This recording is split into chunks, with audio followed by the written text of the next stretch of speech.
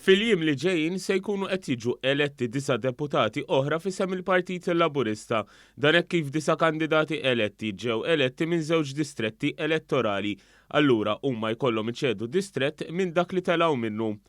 L-elezzjonijiet każwali jsiru wara li l-eżekuttiv tal-Partit Laburista jiddeċiedi li ma distrett il-kandidat irid iwaqqa'.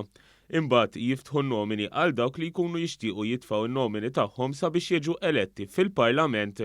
Id-distretti li fihom tista' ssir elezzjoni każwali huma t-tieni, it-tielet, ir-raba', il-ħames, is-sitt, is-seba', it-tmien, id-disa', l-10 u l-11 il-distrett. Michael Falzon, delegat tal-Partit Laburista fil-Kummissjoni Elettorali, saħaq ma' News li dawn l-elezzjonijiet se jkunu qed isiru b'mod elettroniku bħalma saru fl-elezzjoni ġenerali u għalhekk mhux se jerġgħu jinfetħu l-voti tal-kandidati eletti. L-informazzjoni qiegħda kollha maħżuna fis-sistema tal-Kummissjoni Elettorali.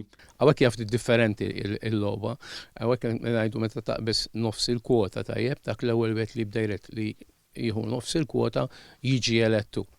U proċedura stabilita l-istess bil-liġi elettorali illi meta ssir mbagħad allura jkun biex ngħidlek mhux biex ngħidlek ikun finalizzat il-kompożizzjoni il-membri tal-Parlament. Falzon spjega li ma dawn il-kandidati li se jiġu eletti imbagħad jistgħu jiġu eletti sa 12 il-kandidat ieħor nisa miż-żewġ partiti. Dan minħabba l-emendi għal aktar rappreżentanza ugwali fil-Parlament u għalhekk ikun hemm 40% ta' rappreżentanti nisa. Fil-fatt f'din l-elezzjoni ġew eletti biss 5 nisa fil-Parlament miż-żewġ partiti.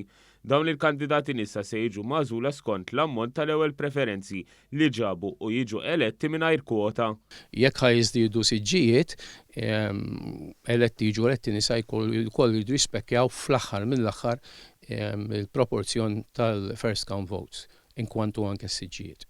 Michael Falzon tkellem ukoll dwar il-proċess elettorali b'mod partikolari l-att tal-voti li għall-ewwel darba f'elezzjoni ġenerali sar b'mod elettroniku u mhux bil-mod tradizzjonali tal-garżelli. Fil-fatt dan kien lessa 24 siegħa wara li waslu l-kaxxi tal-voti fis-sala tal-att tal-voti waqt li s-soltu ġieli kien jieħu sa 4 tiem wara. Madankollu Falzon qal li dejjem hemm fejn wieħed itejjeb din is-sistema. Il-Kummissjoni Elettorali ma tagħti ebda indikazzjoni fl-ebda ħin lill-kandidati kif sejrin. Qabel il-kandidati kienu jaraw il-garżella, tajjeb hekk konna ngħidu kemm għandu fil-garżella jew kemm baqa' lura.